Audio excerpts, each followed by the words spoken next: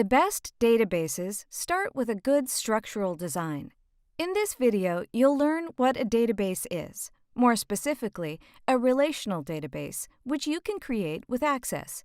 You'll learn how to organize your database with tables and how to create the relationship between your tables with keys.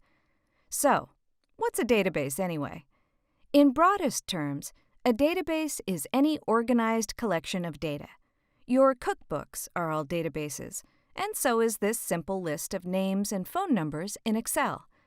The next question is, what makes an Access database different? Why should I use it? The answer is a relational table structure, and here's what that means. Your data is organized into tables.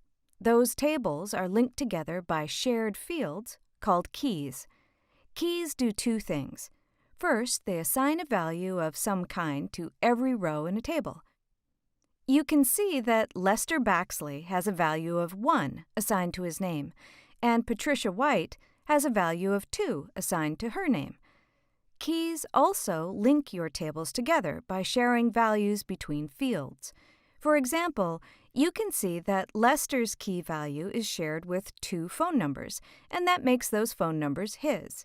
You can also see that Naomi Barton's key values are shared 3 times, and those phone numbers belong to her. Now, your database contains 2 kinds of keys. The key values originate in this field, and they're shared in this field, the destination field. The originating field is called a primary key, and the destination field is called a foreign key. But just having the fields there doesn't link them. You do that by creating a relationship between the tables. You might be thinking, hold on a second, this seems like a lot of work. Why should I do this? Great question. First, storage is more efficient. Do you see how often names are repeated here? In a relational structure, you enter most of your data only once. That can save a lot of space. Relational structures also improve accuracy, because when you enter data more than once, you run the risk of making errors.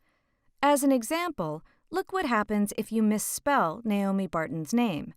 That phone number becomes harder to find, and you might never find the mistake. Because you enter most of your data only once in a relational structure, you reduce the chance of error. And if you make a mistake, you only have to fix it in one place. Relational structures are also a great way to capture transactions. Depending on the nature of your database, a transaction can indicate which students are in which classrooms, what sales took place, or who you loaned your book to. So now you know the first 3 basic steps in database design.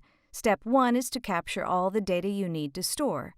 In this example, we needed customer names, phone numbers, and a way to categorize those numbers.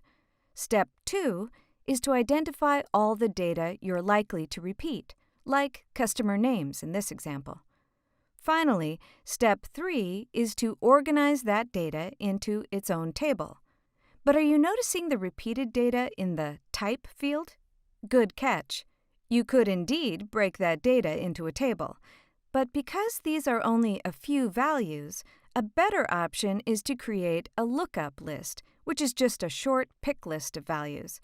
Using tables and keys to create a relational structure is a fundamental step in good database design. With your relational database in Access, you can save time, save space, reduce error, and capture transactions around your important bits of data so you can work more efficiently.